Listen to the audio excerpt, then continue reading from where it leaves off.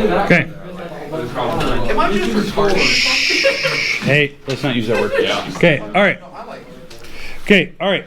First of all, let's go through each test. So again, if you took your test virtually, you can open up your Google Classroom, kind of look.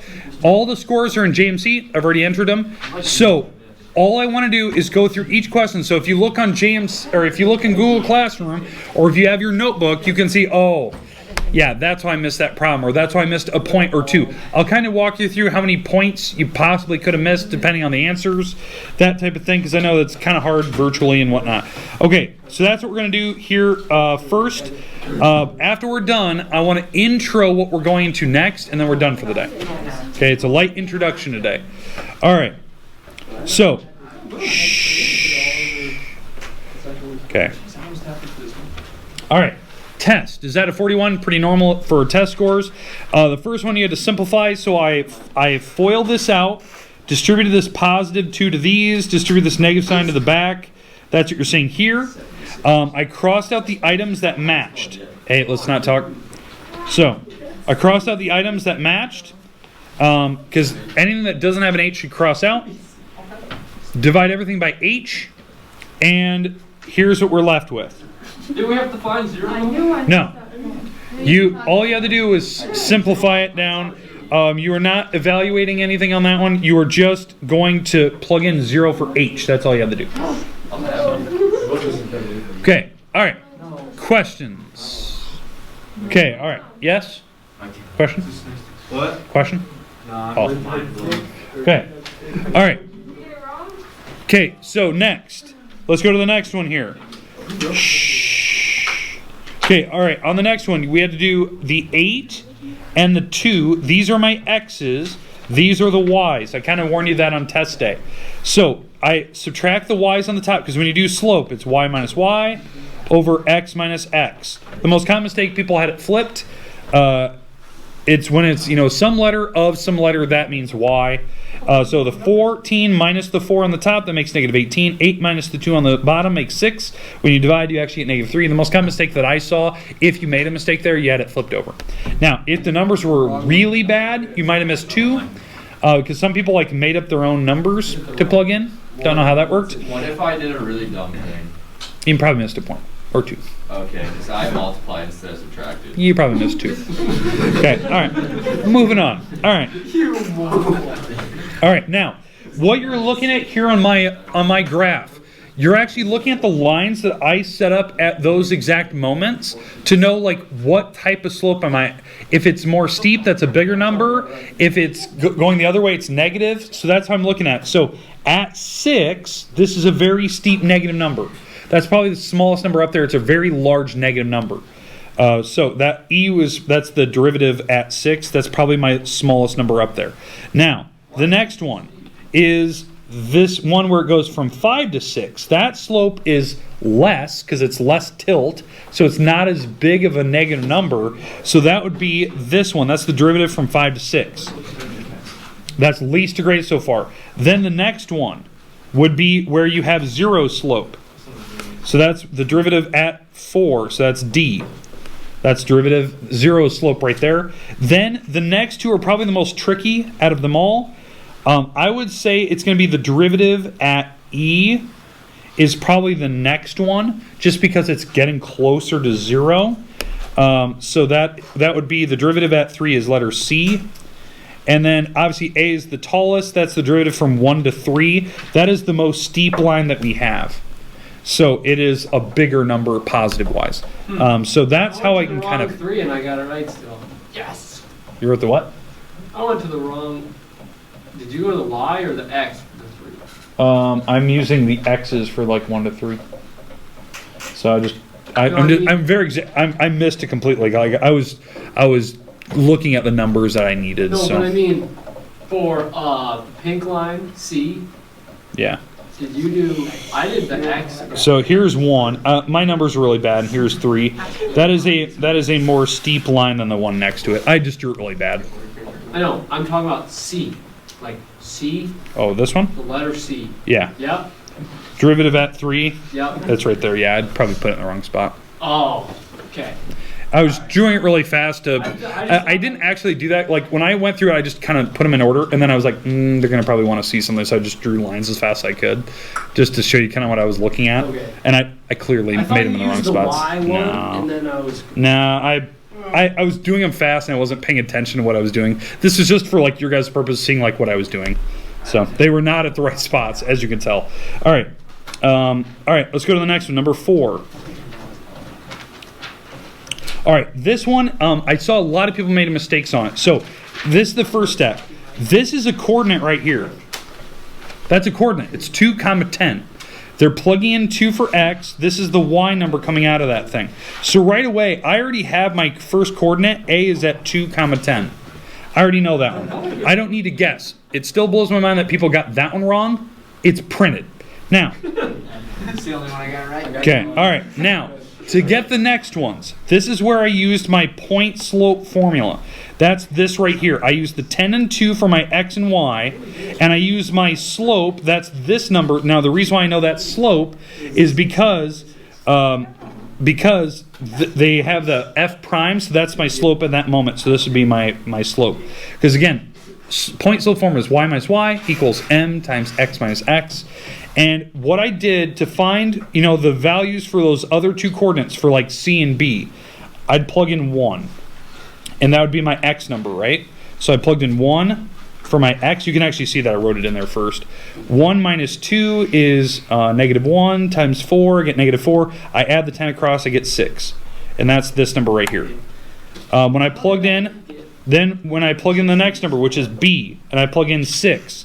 6 minus 2 is 4. 4 times 4 is 16. I add the 10 across, I get 26.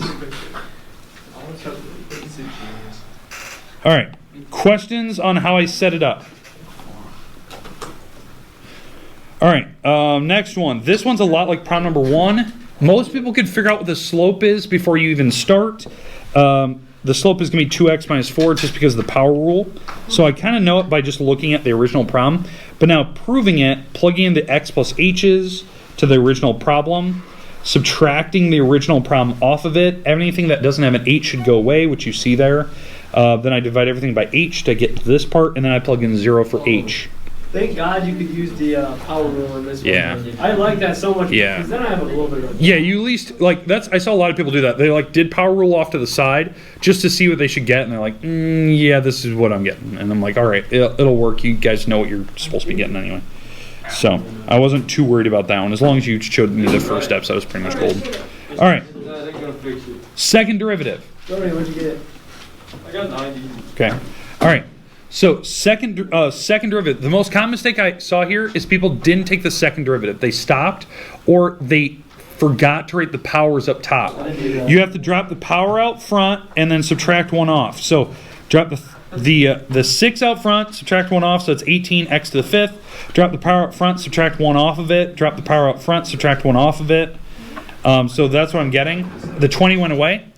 Then when I do it again for the second derivative test, the second derivative, drop the power up front, that's 90x to the 4th. Drop the power up front, that's 48x squared.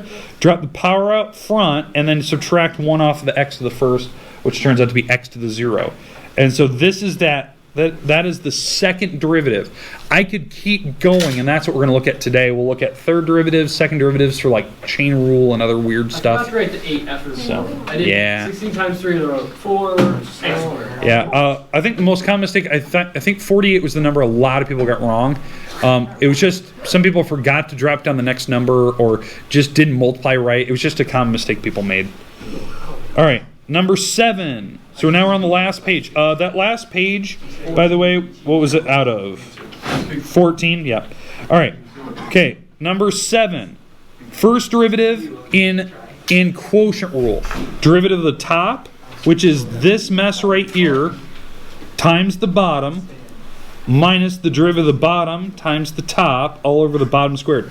The only mistake that I saw that was a questionable mistake was, I think I saw somebody take the derivative of the bottom first, and then they went through the rule, so they just got a single point wrong. But then I saw somebody make a colossal mistake where they took the derivative of both at the same time and just kind of multiplied them together, and you can't do that. All right. Number 8. Chain rule. Drop the power up front, subtract 1 off of it. So that's what you're seeing here. So the 3 dropped up front, subtract 1 off. Then this is the derivative of the inside. The most common mistake that I saw, which I thought was really weird, was a lot of people had a minus sign there. Hey, I did that. A lot of people did. It was very weird. And I looked at the problem, I was like, where is the minus sign at? And so you just need a multiplication symbol. That was a common mistake that I saw. All right, and I think it caused some people, like if I saw it happen more than once, that's when I started counting points off. Because it definitely happened on the next one too. Okay, yep. All right. It's kind of the same. Shh. So, okay, so I'm going to try to color code this the best I can. All right, this is the first item. This is the second item. So, derivative of the first is this part right here. It's derivative E is E, the normal item. Then since it's got something in the power, you have to take the derivative of that, which is the 2. Then it's times the first. So the first didn't change. Then you put a plus sign, because this is the product rule, plus. Then it's the derivative of the second item, which is this mess. The derivative of sign is cosine, normal cosine. And then the derivative of the 2x to the third is 6x squared. That's the derivative of the inside. That's still the derivative of the second item. Because it's the derivative of the outside times the derivative of the inside. And then we have to take it times the front, which is that mess. I just wrote the whole thing like 3 different times. Yeah. There were some people that kind of did that too. They just kind of mix and match stuff. And it was just trying all I forgot was the 6x squared. I had it and I'm like, I'm missing something and I couldn't figure out what I was missing. But then I put it all over the bottom squared, which I used the second one. Oh, yeah. So, okay. I was wrong. I even wrote it What? down. It said find second derivative, and I didn't find the second derivative. Yeah. Yeah. All right, next one. Negative derivative to 0. That 0 happened right at 0. So you can see negatives up to 0. Then it went positive for a while up to 2. Positive up to the number 2. Then it went negative after that. And so it actually it ended up being just a parabola. So, but there you go. There's my parabola. Okay, all right. I'm going to walk around. I'm going to collect. Anybody get 100? Yeah. One. Pretty sure one did. Maybe I did. Everyone is in the room. Who got 100? Hey, you want to cover our test? Me? No. Just kidding. Hey, Ward, will you cover our test? No. Never do. Are you lying to me, bitch? No. So. Look at this one. Highest score was 40. So, missed by 1. No one got 100. I thought they did. I bet Ward got 100. So are you going to move everybody up a point? Nope. I can use that for What you do? Never curb. Because then it just promotes like, hey, let's just bomb the next one. He'll curb it anyway. You want this? No. Hey, Ward. What? You want this? No. Okay. No, I already agree. Hey, Ward, let's go to the back and get our test on. What? Yeah, no, that was weird. We got notes. I thought he meant. Yeah, boy. We gotta do some math right there on the desk. Some math classes. I'm gonna make this. Hey, Ward, we're going to get it on the computer. I want it right there on the desk. Okay. All right. Okay. All right. First of all, let's. We only got one slide worth of notes that I want to take here, and so I have a graph here. I don't necessarily need the graph. I just put it up here just so you could see it if we needed to. I want to talk about derivatives of linear functions and whatnot, and talk about graphing and all that good stuff. This is something that we haven't really discussed yet. I don't think I've even put one of these on a test or an assignment yet. So if you had a linear function, Are these notes like really like necessary? super quick. Just it's a filler, real quick. All right. So here's something I want you to have. Okay. So this is my only slide that I'm going to cover. It's this one. Okay. So it's going to be short and sweet to the point. I'll be done in less than 5 minutes. Not even. All right. So here's the idea. if we're going to take the derivative of this item, right? We know how to do power rule and all that. I want to explain how the derivative of the graph looks and explain why the graph looks a certain way. This is something I really haven't covered yet. We've done curves, but we've never done just linear functions and talked about it. So the idea here is that this graph, I'll just kind of draw it. It starts at positive 3. So my y-intercept is at 3. That's my b number, which is the y-intercept. That's where it hits the y-axis. This is my slope. This is my m, which is rise over run. So that's my 2 over 1. So that means I'm rising 2, running 1 to the right. It always goes to the right. So rise 2, run 1, rise 2, run 1. All right. So there's my line. Now, the slope on this thing stays the same the entire time. Like the slope on this graph, no matter what, as I keep going from left to right, the slope is just increasing the entire time. It's never deviating. It's never changing. It's never hitting 0 and coming back down. It's staying constant. So when we look at the first derivative graph, it makes sense that the derivative will be just a constant. It'll be a number the entire time. It doesn't go up or down. And like we said, the slope here is 2 because when you actually take the first derivative of this thing, y prime or dy dx, however you want to write it, when we look at the first derivative, you do the power rule. So we drop that 1 out front. There's a 1 here. You subtract 1 off of it. And so this ends up just being a 2, right? 2 times 1, x to the 0 is a 1. So it ends up being a 2. So when we graph that, this is what your slope looks like. This is y prime's graph versus the original function.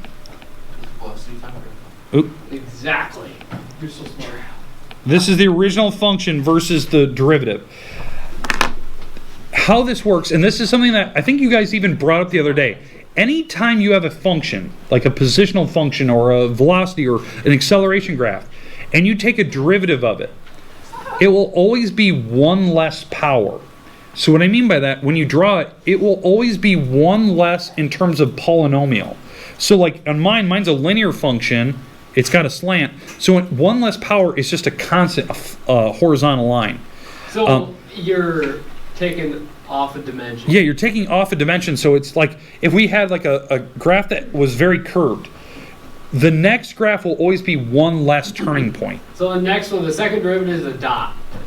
Yeah, it'll still stay a horizontal line. There's nothing that like a it'll just be at 0? Yeah, it'll just be at 0. So it only can go to 2D. It can't go to 1D. Yeah, we're not going to 1D at one point. It just kind of like we max out at what that slope would be. I do love One Direction. Do you like One Direction? I've never heard. I can't honestly say Oh, okay. I could pick out a think song. you're better than One Direction? Sure. Okay. All right. Okay. All right. Are we good on the idea of like losing a dimension on graphs? That's it. That's all I had. Pretty easy. I just want to make sure. What? What kind of music? Podcasts usually. Podcasts. I listen to a lot of audiobooks. I'm A talking lot. radio.